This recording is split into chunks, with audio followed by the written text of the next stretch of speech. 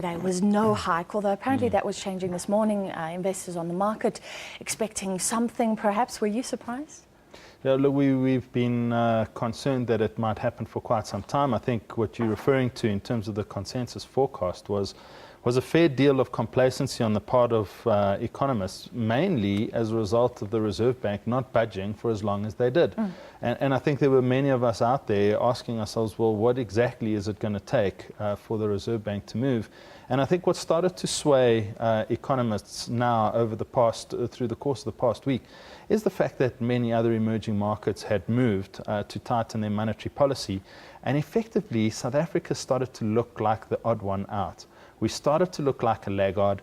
It paints South Africa in a slightly different light, because if we are the only emerging market central bank and we're a deficit economy, so we're running big current account and budget deficits, if we're the one running some of the biggest deficits amongst these emerging markets, and we're the only ones not hiking interest rates, it potentially leaves us vulnerable to a speculative attack. We've already seen signs of that unfolding with the rand having weakened some 9% in just the past month. And so that in and of itself, I think, played quite a significant role. Gill Marcus said it wasn't because of Turkey. She also said they're not even trying to fix the rand. They're worried about inflation. But like you say, they must be alarmed at what the rand has been doing. Francis, I mean, they can couch it differently, but in reality, the reason why inflation forecasts were revised higher was because the rand had weakened.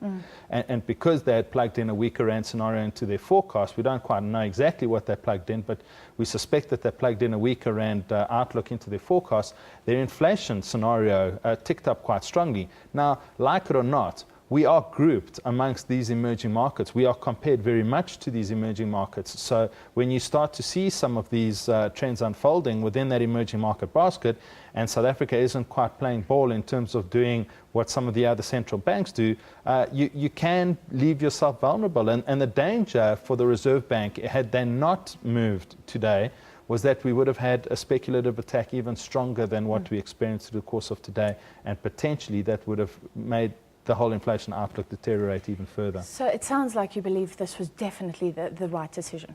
I'm absolutely convinced. In fact, we've been of the view for quite some time now that interest rates were too low to begin with, that this rate hike is too late. In fact, they need to do more. So savers in the South African economy have been sidelined for far too long. Saving and capital accumulation just hasn't been prioritized for such a long time that South Africa has now been running significant deficits, and these are unsustainable. So I think this is a way to try and restore some level of balance in an economy. And I must remind viewers that it's about balance in an economy. Interest rates that are too high are obviously punitive. Interest rates that are too low also have negative consequences over the longer term. And we're starting to live with some of these consequences now in the form of a weakening in the rand and a reduction in overall purchasing power of our currency, which is not a good thing for this country, especially when we need to import infrastructural equipment for the likes of Eskom and other projects that we need to do. What about concerns about the other side? You've spoken about savers, pensioners, but what about indebted consumers, which seem to outweigh those same savers? There's concern today about retailers. Could we see more job losses, more defaults, more consumers in extreme pain? So you're quite right. I mean, this economy has structured itself around lower interest rates. It's always been about consumption. So those consumers utilizing debt, tapping into credit cards, loading up on their bonds, they've had it good. And to be fair, interest rates at 5.5% at a repo, at 5.5%, a prime rate of, let's say, 9%, is still low. This is still low by historical standards in South Africa. So I think we need to keep a little bit of perspective. This isn't a train smash. This is about trying to rebalance the economy. And I think it's a marvelous thing that we're starting to look towards the savers and helping the savers somewhat, because their savings have been on the receiving end of some low interest rates and a depletion of those savings through the course of time. We all contribute towards pension funds.